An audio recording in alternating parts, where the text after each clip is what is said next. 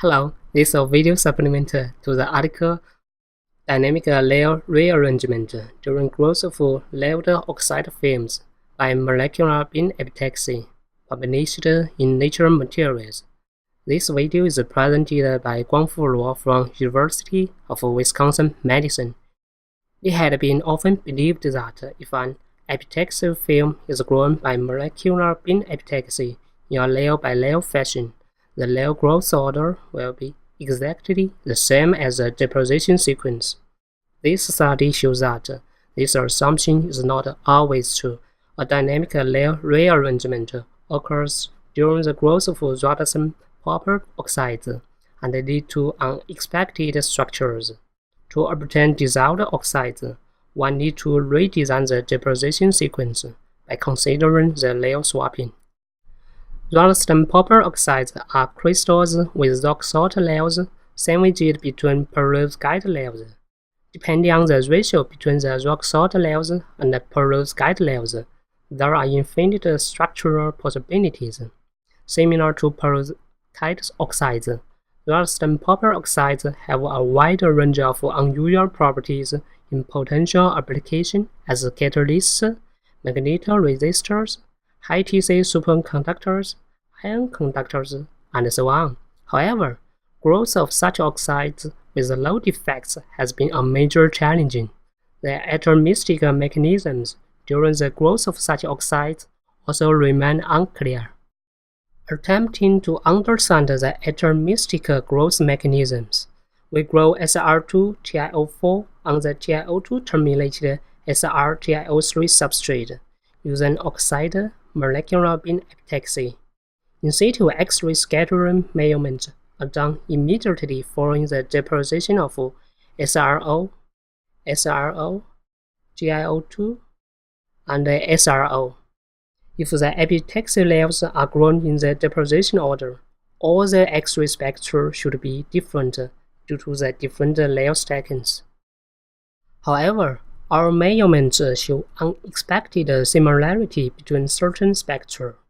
Namely, spectra of SRO number 1 is similar to that of TiO2, and the spectra of SRO number 2 is similar to that of SRO number 3. Such similarities are difficult to explain unless we assume a layer swapping between the TiO2 layer and the underneath SRO bilayer. To understand the driving force of such a swapping, we calculate the energies of different layer seconds using density functional theory. We found that the swapped structure SRO TiO2 SRO is 0.63 eV per unit cell lower in energy than the SRO TiO2 structure, demonstrating a strong driving force for layer swapping. We also check the case with 3 SRO layers and 1 TiO2 layer. It's found that the stacking with a TiO2 layer above 3 SRO layers has the highest energy, and the stacking with the TiO2 layer swapped with the topmost SRO layer has the lowest energy. Such results, together with the additional kinetics elaborated in the paper, indicate that TiO2 layer deposited above more than 1 SRO layers will always swap with the topmost SRO layer. To explore if the driving force for layer swapping is limited to strontium titanate or is general in other layered oxides, we calculated different seconds of strontium-based and lanthanum-based transition metal oxides on SR-TiO3 substrate. Note that the strontium-based and lanthanum-based oxides are quite different in polarity. Our calculations show that most systems have similar driving force to swap as strontium titanate. However, we do find 2 exceptions in lanthanum iron oxide and lanthanum manganese oxide, which are more stable in the unswapped stackings. Our analysis suggests that such deviations may be due to the large magnetic interactions from iron and manganese.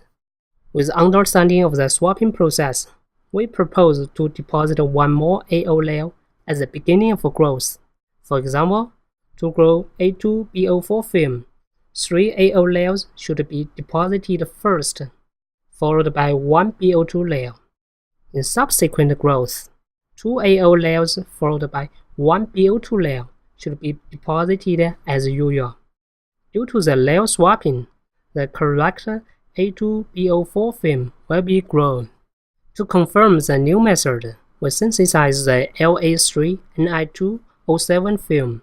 The strong thickness fringes and black peaks in X-ray spectrum indicate that the film is a high-quality single crystal and has a sharp interface.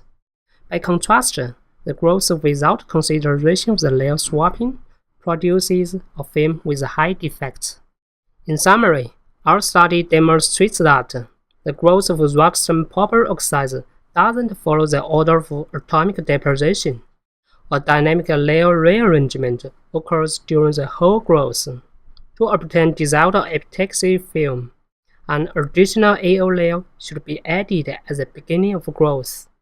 For more information about this study, please find our article on Nature Materials. Thank you for watching this video supplement.